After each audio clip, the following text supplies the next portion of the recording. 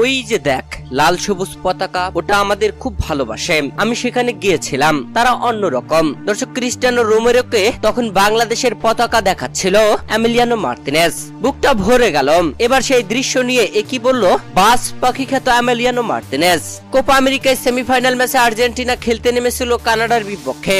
আর এই ম্যাচে টান টান উত্তেজনার হাড্ডাহাড্ডির লড়াই। প্রথমার্ধে 1 গোল আর দ্বিতীয়ার্ধে মেসির 1 গোল, মোটে 2 গোলে ম্যাচ শেষ হয়। 2 গোলে আর্জেন্টিনা দুর্দান্ত জয় তুলে নিয়ে ফাইনালে ওঠে। ম্যাচ শেষে গ্যালারিতে থাকা ভক্ত সমর্থকদের নিয়ে উল্লাস ভাগাভাগি করছিল মেসিরা সবাই। আর এই সময় এমিলিয়ানো মার্তিনেজ ক্রিস্টিয়ানো রোমেরোকে গ্যালারির দিকে হাত দিয়ে ইশারা করে কিছু একটা দেখাচ্ছিলেন। ঠিক তখন ওই ক্যামেরা যখন গ্যালারির দিকে ধরে, গ্যালারির মাঝখান বরাবর সবার নজর কেড়ে নেওয়া একটি পতাকা ছিল।